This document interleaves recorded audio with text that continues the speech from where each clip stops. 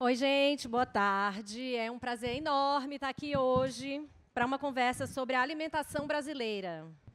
A gente vai falar de comida, mas também de pessoas, de biomas, de ingredientes, de técnicas, de tradições, de cultura e de política. Falar de comida é falar disso tudo, né? Eu agradeço à Feira do Livro, ao Paulo, por terem aberto esse espaço para a gente. E a gente tem 2 livros aqui para guiar a nossa conversa. Livros que trazem muita informação e que são também manifestos. De cara, eu já falo que o problema dessa mesa é caber, porque é muito assunto. E muito assunto bom. A gente tem a G1000, assim que fala? Acertei? Oba! Confluências negras e indígenas em torno da alimentação no Brasil, de Nara Nascimento e Ruth Costa, lançado pela editora Elefante. Esse livro fala sobre como os saberes dos povos indígenas e a filosofia afro-brasileira podem preservar o meio ambiente e garantir o bem viver. Isso tem tudo a ver com comida, vocês vão ver já já.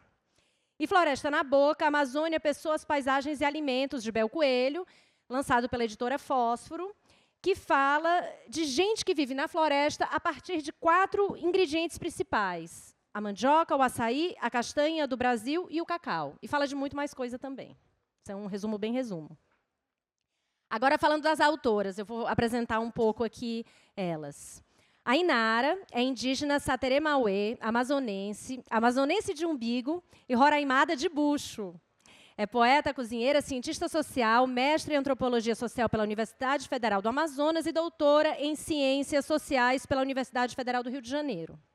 A Ruth é cria do Morro do K11, na Baixada Fluminense. É uma estudiosa de comidas e histórias, é nutricionista pela Universidade do Estado do Rio de Janeiro, mestra em alimentação, nutrição e saúde pela mesma universidade e doutora em educação, em Ciências e Saúde pela Universidade Federal do Rio de Janeiro. Hoje ela é professora do Instituto de Alimentação e Nutrição e do Programa de Pós-Graduação da UFRJ, além de liderar o grupo de pesquisa Culinafro. Estou falando meio rápido porque o currículo dessas mulheres é muito extenso, gente.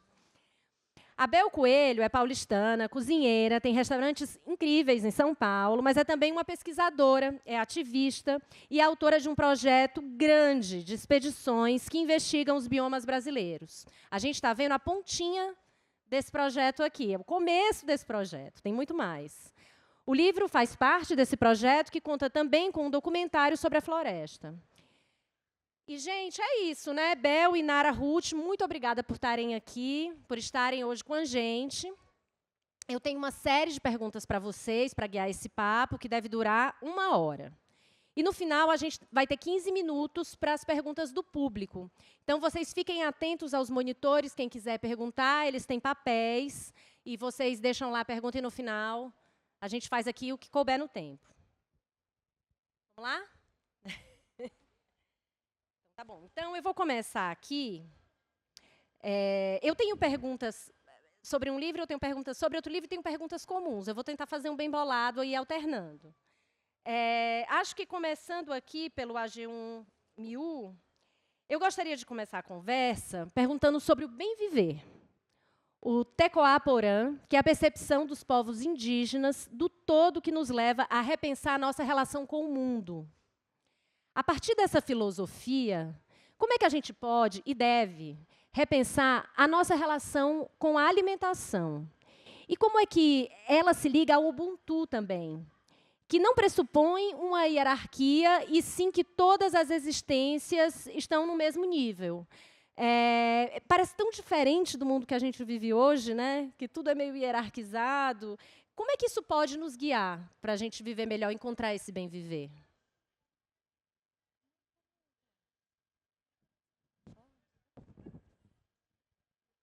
Bom dia, prazer estar aqui com vocês. Eu gosto muito de contar histórias, então vou começar pela história. Vou contar a história do meu pai com o jacu. É uma ave que eu não sei se todo mundo conhece, mas uma ave bem grandona, escura e escandalosa. Meu pai tem uma roça em Belmiro Braga, em Minas Gerais. Um dia ele disse para mim: filha, plantei feijão vermelho. E hoje de manhã eu fui na roça de feijão e percebi que os jacus comeram toda a plantação. Ele estava triste porque deu muito trabalho. A área que ele planta é em declive. Então, o esforço físico, ele sozinho, já com seus 70 anos, fazer a limpeza, arar, organizar a área. Falei, poxa, pai, uma pena. O que aconteceu? Ele falou, olha, na parte de trás do local onde ele mora, as pessoas começaram a derrubar as árvores para criação de gado, né, plantar eucalipto, e os animais começaram a mudar os seus comportamentos, perder o espaço para comer, né, sair do seu habitual. E ele observou que os jacus estavam comendo a folha de feijão. Muito interessante, porque numa viagem que a gente fez como família para Burkina Faso, nós comemos bastante pratos feitos com a folha do feijão. Então, os jacus são bastante inteligentes de eleger essa folha. Ele disse, mas eu não posso matar esses jacus porque são os grandes plantadores da Mata Atlântica. Ele estava triste por perder a plantação de feijão, mas, ao mesmo tempo, entendendo a importância daquela ave na continuidade da floresta no seu território. Isso fala da ética Ubuntu. É uma filosofia que entende a existência a partir da totalidade. Eu sou, eu existo, não porque a minha existência é mais importante que as demais, mas porque existem outras existências que me compõem, né? Tanto eu na multiplicidade do meu ser, né, e de todas as pessoas que me compõem internamente, mas entendendo que o jacu é tão sagrado quanto a minha existência, que o feijão, o rio, os ventos, tudo isso faz parte desse pertencer. Nós somos essa natureza, né? E não aqueles e aquelas que devem dominar a natureza.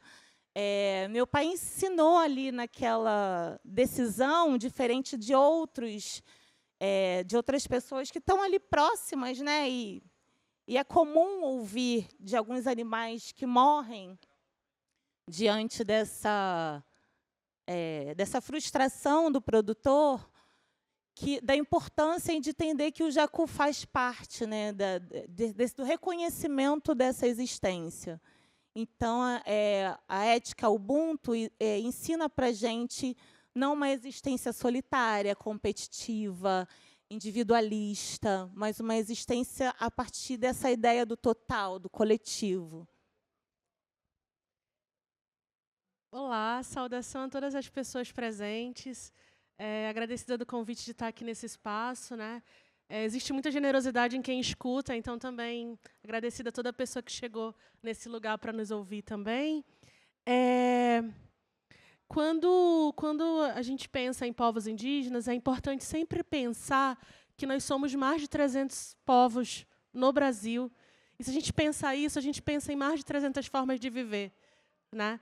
E aí, quando o Miú aparece, né, caminhando junto com o Ubuntu, é pensar que essa é uma das formas, né, de viver a partir da perspectiva dos povos indígenas, né? Nós, mulheres indígenas, organizadas politicamente, a gente tem pensado que o nosso bem viver parte do corpo, do território e do espírito. E se a gente parte do corpo, do território e do espírito, a gente pode olhar para as várias dimensões do mundo a partir desse lugar. E a alimentação é uma dessas dimensões que nos compõe. Então, certamente, esse encontro, né, essa confluência de Teco-Raporã, que é uma perspectiva de mundo a partir do povo Guarani, né, mas Miú, que é uma perspectiva de mundo desde o meu povo, e o Ubuntu, que é uma perspectiva de mundo também, essas perspectivas elas se encontram, né, porque todas buscam esse lugar dessa terra, né, dessa terra em relação, né, dessa terra que não se reparte, dessa terra que não se divide entre pessoas, entre o que se alimenta, entre lugares, né, esse lugar que nos compõe completamente, né, nessa relação. E o que a gente observa, talvez, é exatamente a falta dessa relação que tem mantido, né, o mundo tão adoecido, e os nossos corpos, os nossos territórios, os nossos espíritos estão adoecidos, né? Agora, Bel, indo para a Floresta na Boca. E é impressionante como esses livros se conversam. A Amazônia é enorme, tem uma área que abrange 9 países, e me parece um desafio enorme falar de um lugar em um assunto tão amplo, mas você encontrou um jeito. Eu queria, então, te ouvir, te peço para nos contar como é que você chegou à ideia dos 4 eixos do livro, de ir por esses ingredientes especificamente, por que eles? Bom, boa tarde a todas as pessoas presentes e quero agradecer à Feira do Livro pelo convite, agradecer Belle, Inara e Ruth por compartilhar aqui essa mesa. Bom, a gente criou alguns recortes. Um deles é esse, porque são 4 cadeias, sistemas jamais bem sedimentados, conhecidos do grande público. E a gente, eu falo a gente porque é uma equipe inteira que escreveu esse livro. A gente realmente escreveu no coletivo. Então, eu nunca falo como autora única, né? Inclusive, as pessoas que são perfiladas no livro também compõem todo o Floresta na Boca, né? E aí a gente acreditou que esses quatro produtos poderiam guiar e conduzir para o interesse do leitor para os outros ingredientes, para os outros produtos que são maravilhosos e incríveis. Enfim, é um bioma muito biodiverso, muito interessante, tanto do ponto de vista gastronômico, mas também nutricional. E esse foi o primeiro interesse, né, que eu tive como chefe de cozinha, enfim, de um grande centro urbano. Me interessei primeiro por pelos ingredientes, mas depois fui notando a importância que a gente, através da alimentação, valorizar o sistema alimentar como um todo e as pessoas que estão por trás desses sistemas. Eu acredito piamente que a cultura alimentar e a alimentação são um aliado de conservação de biodiversidade, conservação socioambiental, inclusive de furar bolhas, né? Eu acho que a gastronomia ela pode ser uma aliada também nesse lugar de tocar pessoas que não têm interesse nesse assunto, né? E na conservação. A gastronomia abrange muitos públicos, as pessoas se interessam, todo mundo come, todo mundo gosta de comer. Então, eu parti do ingrediente, mas entrei nesse universo tremendo que são os sistemas alimentares dos nossos biomas. Esse é o primeiro livro de 6 livros. A ideia é escrever. A gente já está na Caatinga, já fizemos a pesquisa da Caatinga, e a gente pretende também fazer Cerrado, Mata Atlântica, Pantanal, Pampas. É isso. Mas lembrando que não existe conservação ambiental sem conservação cultural. Por isso que o antropólogo Beto Ricardo fala, né, um dos fundadores do Instituto Socioambiental, que socioambiental é escrito junto. Ou seja, não há conservação sem cultura, sem pessoas, sem os povos tradicionais. Então, se a gente não valoriza e não fortalece esses povos, só cercar os biomas, inclusive vulnerabiliza esses biomas para a devastação, enfim, mineração ilegal, madeireiros ilegais, grileiros. Então, na minha percepção, e o que eu notei ao longo dessa jornada, que eu acho que vai durar uma vida inteira, é conservação de cultura, né? E isso também me toca muito, porque quando eu comecei a cozinhar 30 anos atrás, profissionalmente, eu notei que eu não sabia nada sobre o Brasil. Eu tive uma formação europeia, de culinária europeia, e fui me desinteressando cada vez mais e falando, mas e a minha identidade cultural enquanto brasileira? por que tem tanta coisa escondida, tantos tabus e tantas coisas que a gente não fala? Por que a gente não fala, por exemplo, de mitologia dos orixás e fala de mitologia grega nas escolas, ou sobre as culturas dos nossos povos originários?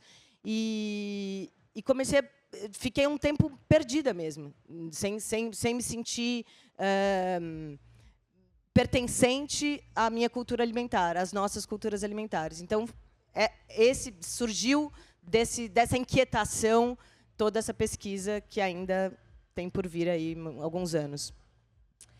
Olha, a Bel me deu vontade de fazer uma pergunta na sequência para ela, mas aí depois eu acho que eu tenho uma pergunta para todas, uma dessas em comum, que é o seguinte: esses livros eles deixam bem claro que não dá para falar de alimentação saudável e para todos sem ser de uma forma política e ambiental. É um pouco isso que você acabou de dizer, né? E cultural também. Mas não é todo mundo que tem essa percepção. Então, queria ouvir de vocês, por que vocês acham que é tão difícil de entender esse caráter da comida para tanta gente? Principalmente para quem está ditando as regras.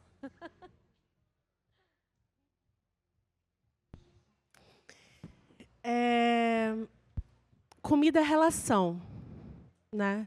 A gente parte do lugar de que comida é relação. E quando a comida se transforma em commodity, quando a comida não tem lugar, quando a comida não tem território, quando a gente olha para um prato de comida e não consegue saber de onde vem o que a gente come, e nem estabelece uma relação com esse território, com os corpos que produzem essa comida, com os lugares, com as sementes, e conseguir olhar do prato e voltar, né, a todo esse lugar que produz esse alimento, a gente começa a primeira ruptura, né?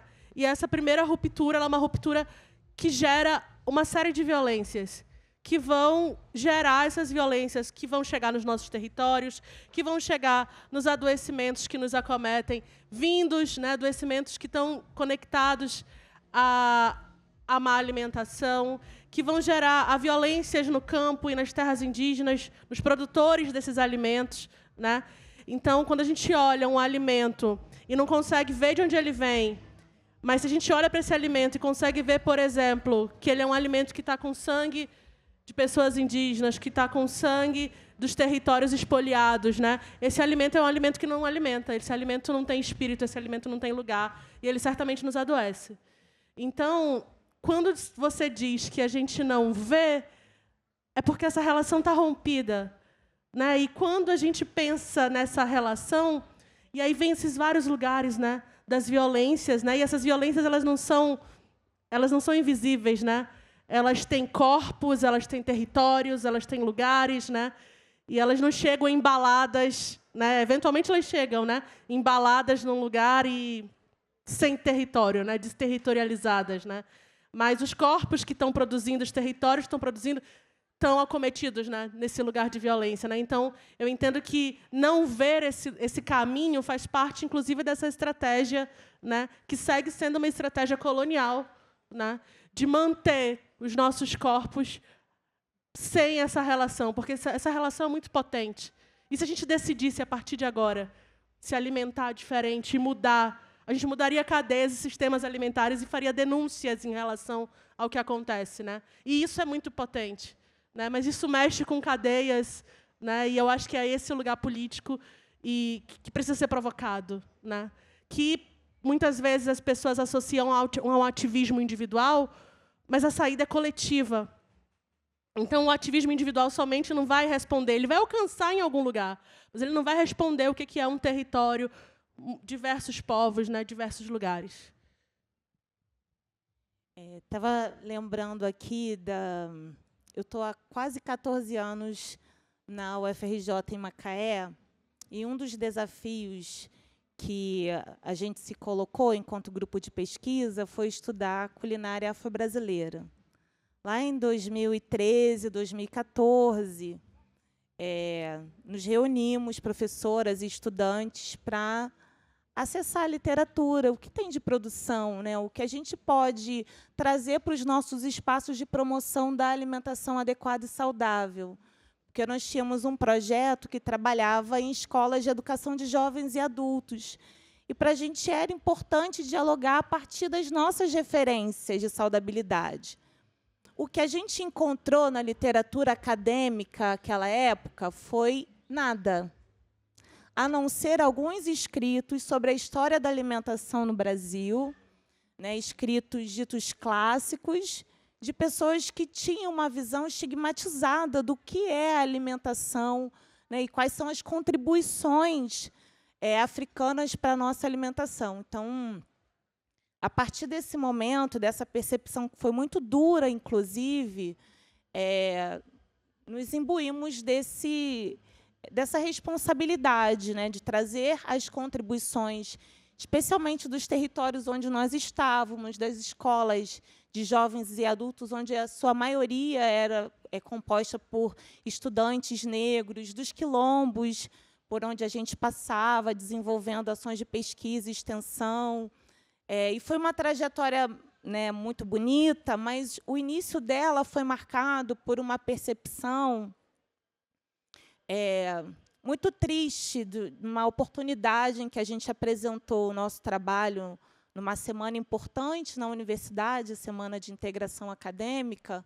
A pessoa que avaliou o nosso trabalho não conseguia compreender a escolha da alimentação afro-brasileira para a promoção da alimentação saudável, porque para ela não fazia sentido. O que ela tinha como ideia? De que era uma alimentação gordurosa e indigesta. Foi isso que ela nos deu como retorno.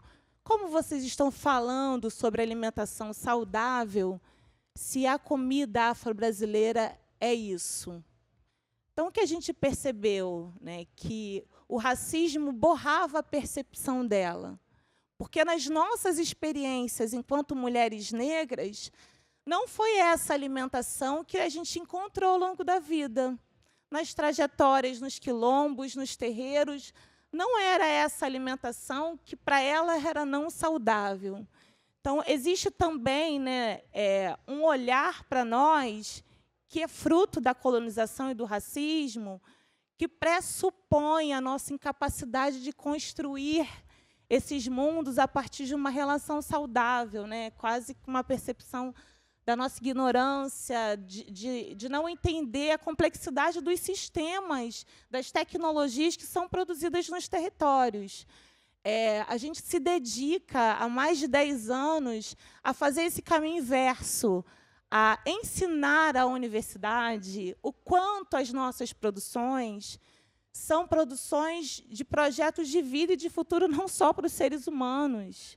A gente está falando dos não humanos também, né? E tem sido o nosso papel político, ético, estético, ensinar à universidade que o que a gente produz é, sim, a referência de saudabilidade, e não o inverso. Então, são enfrentamentos muito grandes, porque a gente está falando, teoricamente, de um espaço que se diz neutro. A ciência, né, que se rotula neutra. A ciência que, enfim, coloca um lugar da objetividade, né, o lugar da verdade, das afirmações. E a gente mostra exatamente o contrário, né, que essa visão da ciência que vai pensar os sistemas e os ambientes alimentares está enviesada pela percepção racista de quem nós somos. Então, acho que é importante, mais do que romper, né, trazer as vozes desses corpos territórios para dizer sobre si. Né? Esse tem sido uma das grandes batalhas nossas, né, de enfrentamento, e acreditar de que é possível construir outras possibilidades de se relacionar com a comida. Bom, eu venho de um meio muito individualista, muito egóico, né, que é o mundo dos chefes de cozinha, da gastronomia, enfim, que fazem coisas maravilhosas, proporcionam experiências muito interessantes do ponto de vista do gosto. E, obviamente, eu tive esse lugar de querer utilizar esses ingredientes lá atrás, quando comecei a pesquisar, de fazer um livro de receitas minhas, né? Uma coisa bem autocentrada. E ao longo da pesquisa, eu notei... isso foi perdendo total sentido. A minha relação, quanto mais eu pesquisava e mais relação eu tinha com os produtores ou extrativistas, enfim, com o começo da cadeia, eu pensava, o que a gente faz é muito menos trabalhoso do que o que essas pessoas fazem, que é produzir alimento com floresta em pé, e é isso que a gente tem buscado no restaurante. Então, não me interessa mais, eu não tenho mais interesse assim, espero que não tenha nenhum europeu aqui para não brigar, mas assim, a culinária europeia, é óbvio, tem coisas maravilhosas, deliciosas e tal, mas eu estou num caminho contrário de descolonizar o meu próprio paladar, porque o nosso gosto também foi muito colonizado e a gente não tem na nossa mesa a biodiversidade brasileira. E isso é um dos problemas para a conservação socioambiental. O fato da gente não comer... Vamos falar do bioma de onde a gente está. Quem conhece Grumichama? 3 pessoas. Cabeludinha. Quem já comeu cabeludinha? Quem sabe... Muitas, tem pitanga, jabuticaba, cambuci, enfim, se a gente consumisse, comesse mais desses alimentos, a gente contribuiria para a conservação socioambiental. Então, óbvio, assim, tem muitos. A gente acabou de lançar o livro numa feira literária no País de Gales, no Reino Unido, e a mediadora da mesa perguntou assim: nossa, não é um livro sobre você e quase não tem receitas suas. Esse não era o início da minha intenção. Foi se tornando uma outra missão e um outro propósito. Eu cheguei à conclusão de que não faz quase que nenhum sentido eu ter receitas mirabolantes que vocês não possam fazer em casa, não possam usar esses ingredientes. Inclusive, tem um setor no livro dos entrepostos, organizações e institutos que comercializam esses ingredientes para que as pessoas tenham acesso a eles e possam experimentar e cozinhar em casa e incluir na sua alimentação. E essa coisa do chefe, de colocar o ovo em pé, não sei o quê, voando, legal, massa. Mas eu acho que se tornou um movimento extremamente egóico, pouco acessível e, para mim, hoje em dia, o que me interessa é comer no coletivo. Assim, os melhores momentos da minha vida estão em torno de uma mesa farta, uma mesa diversa, biodiversa, com pessoas interessantes. Eu não tenho mais tanto interesse em fazer grandes menus degustação, nem de fazer isso, né? Esse não passou a ser um ativismo e sei lá, um propósito muito relacionado também aos meus filhos. Eles estão aí, eu espero que eles me ouçam. Às vezes, eles não entendem muito bem o que eu faço, mas é também por eles, né, pela nossa posterioridade, que os povos tradicionais pensam, quer dizer, é intrínseco a eles. Isso está no modus operandi do dia a dia, do que eu pude vivenciar com povos originários, né, os Yanomami e alguns outros povos também, quilombolas também. Esse modo de agir no coletivo. A gente não sabe, gente, e a gente precisa aprender.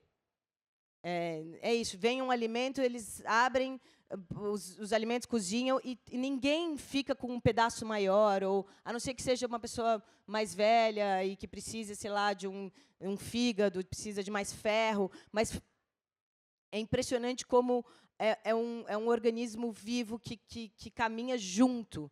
Não existe pensar só nem só no núcleo familiar, é sempre na comunidade.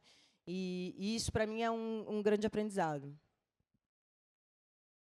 Você levantou a bola aí da colonização alimentar, que também está neste livro aqui, então acho que é um bom assunto para a gente seguir. Queria ouvi-las um pouco sobre esse tema, então.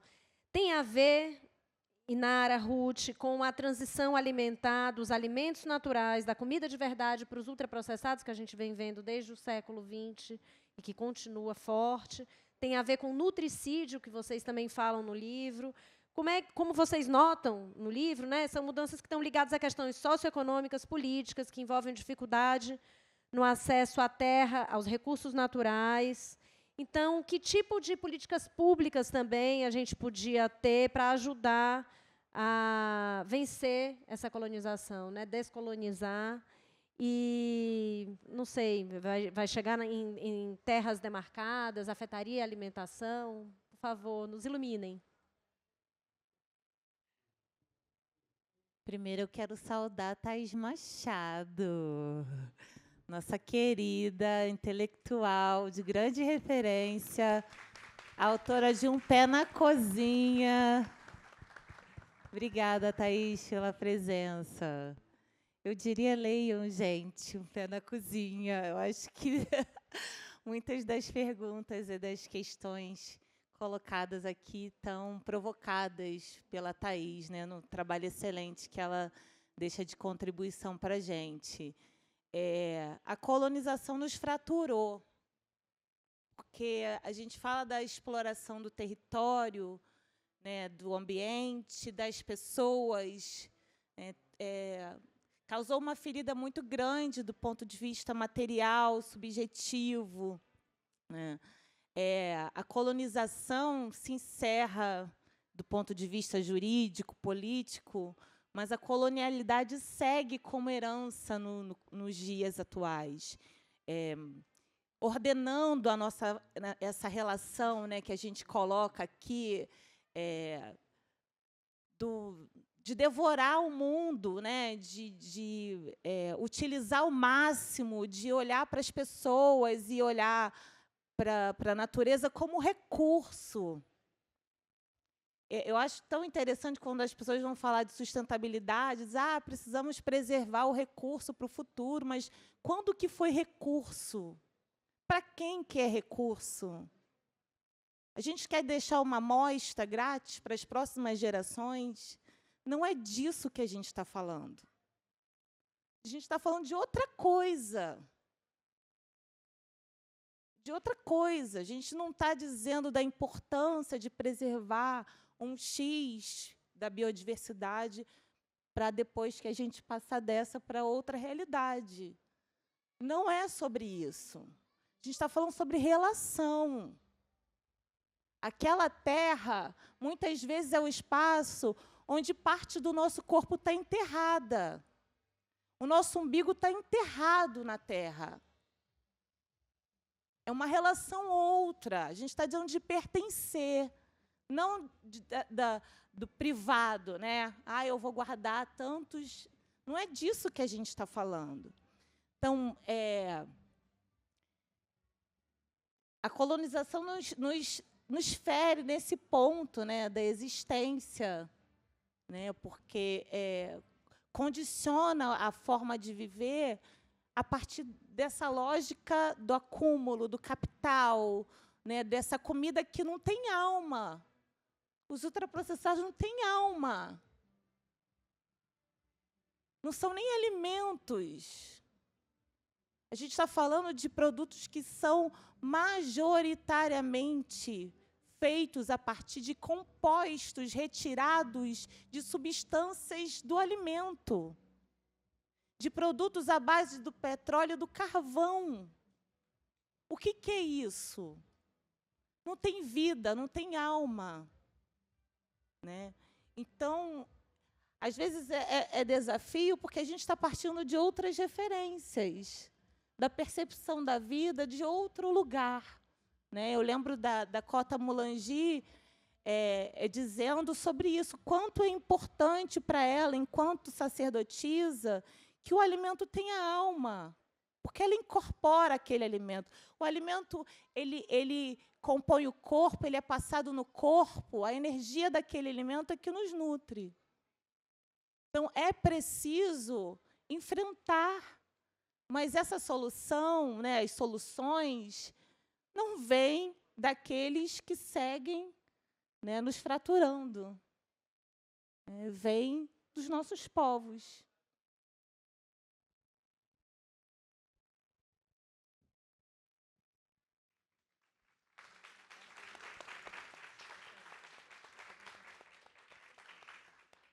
os nossos povos são povos de abundância. Os nossos povos são povos de abundância. E se hoje são corpos indígenas e corpos negros que apresentam os maiores índices de insegurança alimentar e nutricional, isso não corresponde ao que nós somos.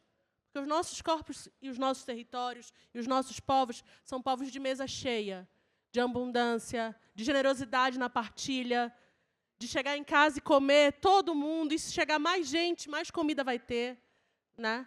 E quando os nossos povos são acometidos por insegurança alimentar e nutricional, né, são acometidos por desigualdades que vão levar, né, à falta de alimentos, certamente faz parte dessa estrutura colonial que persiste, né, de colonialidade, né, porque são práticas, né, são caminhos feitos para que o alimento, né, não chegue no nosso território, né. As feiras livres nas cidades, né, acontecem em lugares que não são acessíveis para toda a população, e que os nossos corpos negros e indígenas não acessam a feira livre e vão acessar ambientes alimentares cheios de ultraprocessado, né? E que se tornam mais acessíveis, mais baratos, e por isso se tornam o alimento dos nossos povos muitas vezes.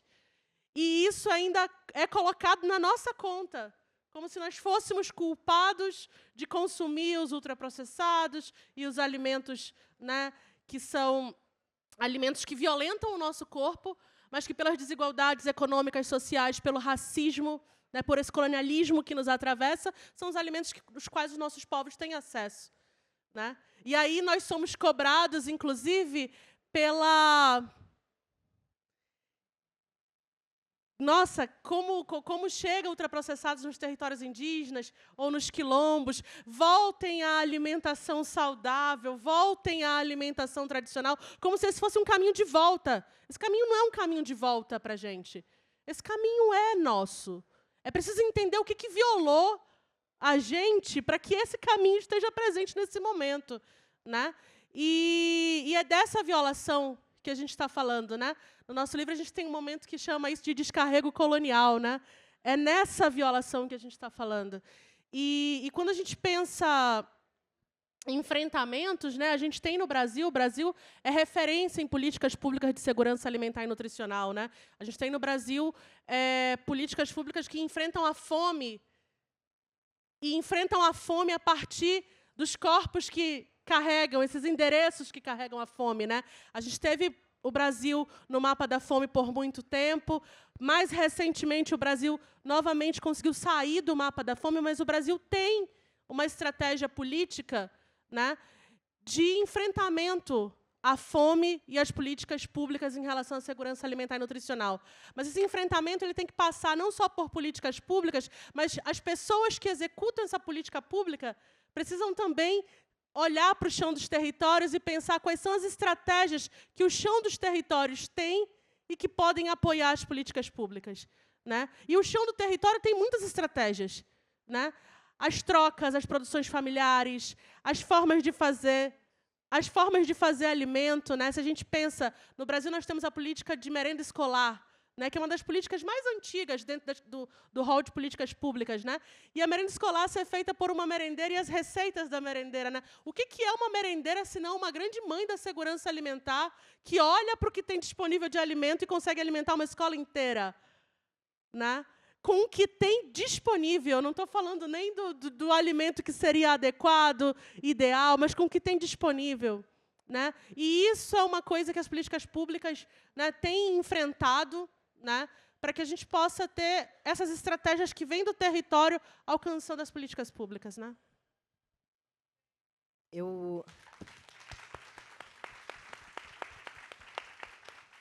Se vocês me permitem contribuir um pouco com essa discussão, eu tive numa reserva extrativista no Iriri, que é quase um braço do Rio Xingu, e a gente foi numa escola, né, ribeirinha, e eu fiquei muito emocionada como o programa de aquisição de alimentos estava funcionando ali naquela escola. Primeiro, todos os alimentos vinham da roça, no entorno, ou seja, fomentando aquela economia circular, ou seja, o governo comprando desses pequenos produtores no entorno daquela escola, no entorno daquela reserva. E isso não acontecia antes, mas, obviamente, que o Brasil tem essa dimensão continental e a gente precisa entender cada território, o que é produzido em cada território e o que é daquela cultura, ou resgatar, né, já que a indústria ela é muito bem sucedida em fornecer praticidade e distribuição e fazer um alimento de péssima qualidade, mas que dura muito. Então, a questão logística também contribui, e o PNAE, né, o PAA, por um tempo caíram nessa facilidade de ter produtos industrializados na merenda escolar, até entender, e também na luta de cada território por compras e contratos com os próprios produtores no entorno das escolas. Então, as políticas públicas são importantíssimas para que o dinheiro continue, o recurso, no caso, o recurso financeiro, continue no território, volte para o território, e essas crianças possam se alimentar da própria cultura alimentar, dos seus ancestrais. E eu vi isso numa escola acontecer. Não estou dizendo que acontece em todas as escolas. Em São Paulo, a gente tem ainda muitas escolas com muitos produtos industrializados. Eu entendo, às vezes, que não é fácil fazer um suco da fruta, ou, né, é isso. A indústria, ela corrompe, ela fratura esses saberes e inclusive o prazer de cozinhar, o prazer de dos processos. E também essa loucura de que tem que ter, sei lá, quantas refeições no dia e tal, ao invés de tornar o próprio momento da refeição e até do cozinhar a sala de aula, que também seria uma política pública interessante de se instaurar nas nossas escolas. Mas ver isso numa reserva extrativista, a 12 horas de barco de Altamira, foi muito emocionante. Emocionante mesmo, de cair as lágrimas, assim, de ficar embasbacada com a diversidade do que eles estavam comendo, e que não tinha absolutamente nada a ver com a alimentação escolar que a gente vê aqui. E é isso que a gente precisa. É sobre isso, né? Como que um refrigerante chega com tanta facilidade em territórios ribeirinhos, em comunidades tradicionais, e corrompe hábitos do suco do açaí, né? E isso a gente precisa pensar. Então, tributar, outra política pública, os industrializados. Eu acho que isso seria, assim, fundamental. E aí eu não estou falando só nos territórios, das pessoas que estão produzindo alimentos e mantendo floresta em pé, mas também nos grandes centros urbanos, da gente se alimentar de menos industrializados, porque todo mundo está adoecendo com essa prática, com esse costume. Então, e o Brasil tem essa diversidade gigante, né? No Rio Grande do Sul, seriam outros alimentos. Cada escola, cada território buscar e resgatar e lutar, resistir contra essa revolução industrial que aconteceu também na alimentação e nos adoece tanto. Lendo Floresta na Boca, dá muita vontade de comer muita coisa que a gente nunca teve acesso e que é tão brasileiro, que é tão nativo, e dá até um pouco de raiva, às vezes. Falando desse livro, Bel, logo no começo, você apresenta o conceito de floresta antrópica. A floresta é construída pela sua gente, por seus povos. A Amazônia nunca teve isolada da ação humana. Você também conta muitas histórias das pessoas que vivem e trabalham na floresta hoje. Muitos agricultores, familiares, pequenos produtores, ativistas também. Tem histórias muito bonitas, mas tem histórias muito tristes também, tem algumas tragédias. Qual a importância de contar essas histórias e dessas pessoas especificamente, né? Porque que foram elas que entraram no livro. Qual a importância delas, na tua visão, para as complexidades da floresta que a gente tem hoje? Eu acredito que as pessoas elas não se identificam, a grande maioria, nos seus convertidos, com conservação socioambiental. Elas se identificam com histórias humanas. Então, por isso que a gente conta as histórias e as trajetórias dessas pessoas que estão por trás de produtos, de ingredientes de muita qualidade. E, às vezes, muito, por exemplo, como a história da família do Dema, que morreu assassinado por ser um ativista socioambiental e por denunciar madeireiros ilegais na região de Altamira. Eles produzem cacau e, quer dizer, começaram produzindo café, porque vieram do sudeste do Brasil, para, enfim, na época da ditadura, para colonizar aquela região, e foram percebendo no caminho, né, e na trajetória, a importância de se produzir com a floresta. Que não ia adiantar a gente, né, devastar e passar uma corrente. Tiveram muitos produtores, pequenos produtores, que tiveram essa sensibilidade e hoje produzem cacau, principalmente, mas outros alimentos, com essa consciência. Mas a duras penas. Alguns que lutam mais, ou que denunciam, o caso do Dema, por exemplo, que é o marido da Dona Maria, pai da Miriam, que hoje tem um dos cacaus mais premiados no mundo. Ele foi morto com um tiro na boca, justamente como um recado desses madeireiros para que ele não fale mais. Mas a verdade é que não cala ninguém, ninguém deixa de falar, as pessoas seguem ali resistindo, e a história do alimento, né, do cacau, até eles chegarem nesse produto e entenderem que era o que fazia mais sentido produzir naquele solo, existiu muita luta, muito sofrimento, e contar a história é fundamental para que a gente também fez um filme, um documentário que ainda estamos negociando qual vai ser o streaming onde a gente vai passar. É uma maneira de sensibilizar pessoas que ainda não se sensibilizaram com essa causa socioambiental e a necessidade de a gente manter esses povos no território deles, com direito à terra deles. Isso nos beneficia. Eu costumo dizer que não é uma economia circular, é uma economia esférica. Quem está na Europa se beneficia. Então, a gente devia só enviar recurso para que eles fiquem, né, e sejam felizes e façam como quiserem e usem a roupa que quiserem, o último celular de última geração. A gente não tem o que dizer e ditar como eles devem ou podem viver. Essa é a minha percepção, né? Ruth e Nara também escrevem sobre como os povos indígenas, ribeirinhos e quilombolas são tão importantes para salvaguardar a biodiversidade, e sobre como o racismo e branquitude têm a ver com a depredação do meio ambiente. Em dado momento, vocês falam sobre a ética do cuidado. Eu pergunto, como é que a ética do cuidado pode ser aplicada ao meio ambiente nesse mundo de hoje?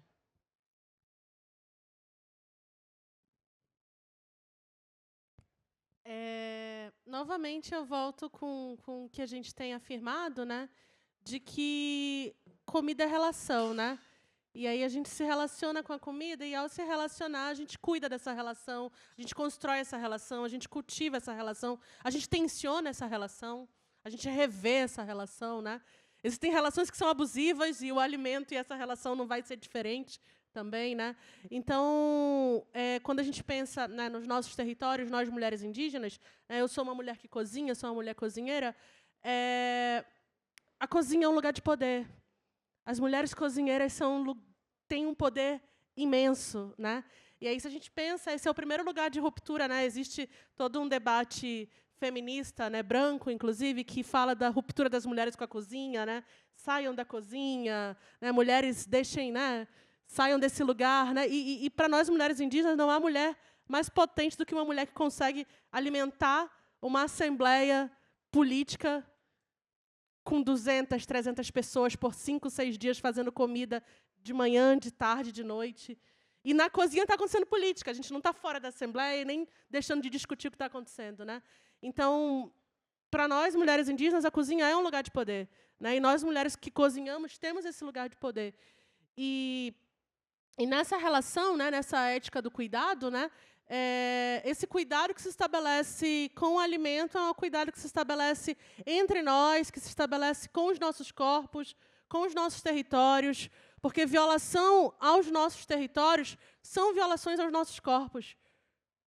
E quando a gente entende, e quando a gente sente isso, né, quando o nosso território é violado, o nosso corpo é violado, as nossas formas de acesso ao alimento são violadas, né, e essas fraturas, né, elas nos adoecem, né?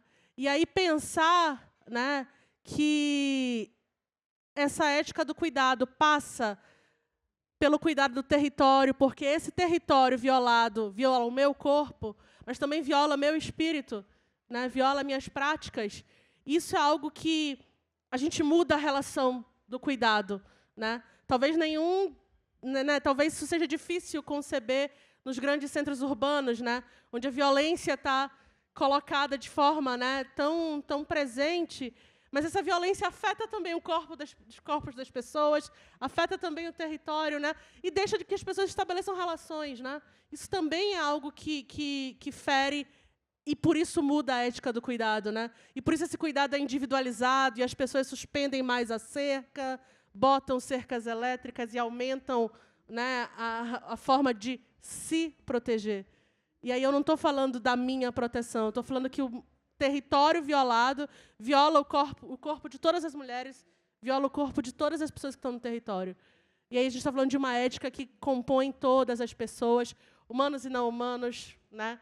E isso é algo importante. E aí, quando a gente muda essa percepção, né, e quando a gente provoca as pessoas a pensar desse processo, né, e aí quem está aqui nessa sala ou nesse centro urbano, né, como é que pode pensar que a violação à Amazônia vai afetar as pessoas que moram lá, né? E o que eu posso fazer, né? Tem movimento, né? Então acho que isso é algo importante de entender, porque isso muda o lugar do cuidado. Eu lembrei de algumas experiências para pensar o cuidado, algumas estão no livro. A primeira foi quando a Janaína, uma jovem quilombola de Machadinha, foi me apresentar uma fruta usada para temperar cachaça, chamada cambuí, cambuim. Ela disse, Ruth, a cachaça aqui, não sei o quê. Eu falei, me mostra onde é. Fica lá na areia, uma área de Restinga. Eu falei, vamos visitar, Jana? Ela disse, não. Mas por quê? Porque não está na época do cambuí. Se nós formos agora, é capaz de, né, passando pelas plantas, a gente quebre sem querer os galhos. É uma planta bem frágil. E aí ela disse, a gente não pode maltratar a árvore.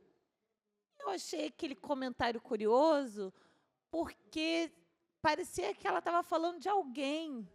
E, de fato, né, o cuidado com a terra. Então, eu não conheci a areia na oportunidade, porque existia ali uma percepção e uma necessidade de cuidar daquele território até que tivesse a época, a festa, né? Catar cambuí é uma festa no quilombo. Então, só pude conhecer o cambuí nessa oportunidade. E me chamou a atenção pelo fato dela ser uma pessoa muito jovem, né? E já com essa noção do cuidado.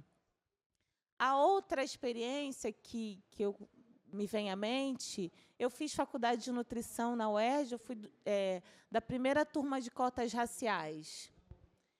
E eu morava em Nova Iguaçu e estudava no Maracanã. Não sei se vocês conhecem o Rio, mas eu transitava de trem, de transporte público, que na época era um pouquinho menos de R$1. Muitas vezes eu ia à universidade com valor contado da passagem e com R$1 a mais para comer no restaurante de R$1, que ficava no Maracanã, né, no estádio Maracanã. Nesse dia, eu fui à universidade para fazer uma prova, uma seleção para a iniciação científica. E não tinha o dinheiro do almoço, então eu tinha exatamente o dinheiro de ir e voltar de trem. Mas, ao chegar lá, eu fui surpreendida com uma etapa que não estava no meu horizonte. Existia uma etapa, uma prova de língua inglesa no turno da tarde. Eu não sabia o que fazer. Eu saí do laboratório, que ficava na rua 28 de setembro, em Vila Isabel, andando pela rua e olhando pelo cantinho da calçada para ver se eu achava uma moeda. Foi uma experiência de tanta indignidade, eu fui ferida na minha alma naquele dia, porque eu queria fazer a prova, eu precisava da minha bolsa, que na época era R$190. Eu fui caminhando, falei, bom, eu vou até o Instituto de Nutrição, eu estudava no Instituto de Nutrição. Eu andei pelos corredores com muita vergonha, não tinha coragem de pedir a alguém R$1 para comer. Mas acabei encontrando uma veterana, chamava Karen, e aí eu consegui tomar coragem de pedir a ela R$1 para conseguir almoçar e fazer a prova no turno da tarde. Foi muito duro viver isso. Não é uma experiência isolada. Eu, como professora, encontro muitos jovens na universidade que passam mal, que faltam aula, que vão a pé até a universidade. Numa cidade, a cidade que eu estou hoje, né, onde está a universidade, a passagem de ônibus custa R$1. Em Macaé, a passagem de ônibus custa R$1. Eu tenho alunos que vão a pé para a universidade. Mas eu nunca vivi isso num quilombo. Eu nunca passei fome num quilombo. Nunca. Nunca. E eu morei num quilombo por quase 1 ano. Eu nunca. Sempre tinha uma penca de banana na mesa, um cafezinho quentinho na cozinha, um pouquinho de farinha para completar. Sempre tinha alguma coisa. Sempre teve alguma coisa. E outra, eu sempre fui vista. Então, as pessoas diziam assim, Ruth, quer um cuscuz? Vai lá em casa tomar um café. A preocupação um com o outro, sabe? Aquilo, a primeira vez que eu cheguei no quilombo e colocaram assim café, banana, não sei o quê, come, senta, come. Ó, tá aqui, não vou fazer cerimônia não. Vai lá e pega, abre isso e tal, não sei o quê. Se quiser, tem manga ali no quintal. Fica à vontade, Ruth. Fica à vontade, Ruth. É o que eu mais digo. Fica à vontade, menina. Às vezes me chamam de menina. Fica à vontade, menina. Como pode? Como pode? Nunca ter passado fome num quilombo e ter passado a experiência mais indigna da minha vida dentro de uma universidade pública que estuda alimentação. É isso.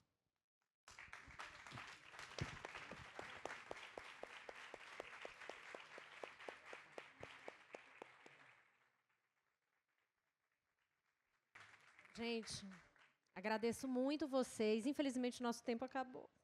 Eu tenho 200 perguntas, imagino que vocês também. Mas a gente vai ter que continuar isso em algum lugar depois. Vamos pensar. Muito bom ouvi-las. Muito obrigada. Obrigada. Obrigada a todos que vieram.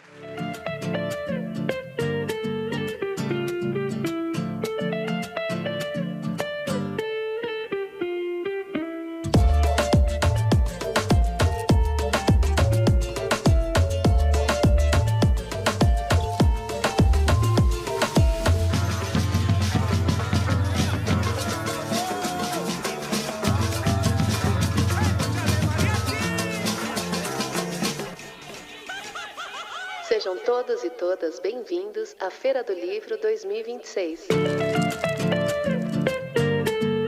A A Feira do Livro é uma realização da Associação 451, da Maré Produções Culturais e do Ministério da Cultura por meio da Lei Rouanet. Patrocínio: Mercado Livre, Motiva e Prefeitura de São Paulo na categoria Ouro. Itaú e Laranjinha Itaú na categoria Prata. Apoio: Pinheiro Neto Advogados, Instituto Ibirapitanga, Enjoei e Companhia das Letras. Parceria institucional: Livraria da Travessa, Mercado Livre Arena Pacaembu, SP Livro e Museu do Futebol, junto à Secretaria da Cultura, Economia e Indústria Criativas do Estado de São Paulo. Apoio institucional: Embaixada da França no Brasil, Instituto Camões, Arco Educação, Ministério das Relações Exteriores do Uruguai, Instituto Ramon Llull, Gráfica Viena, Chambril, Quiro, Frida e Mina, Inside by Meliá São Paulo e Higienópolis, Ernesto Tzurnik Advocacia, Ecoar, Arpa, Ovo e Bubu Restaurante. Parceria de mídia: 451, Folha de São Paulo, UOL, TV Brasil, Rádio Nacional, JC Deco, Piauí, Carta Capital, Mídia Ninja, Nexo, Gama e Publish News. Acompanhe a programação e cobertura completa da Feira do Livro 2026 no site da revista 451 e também nas nossas redes sociais @a Feira do Livro. Viva o livro brasileiro!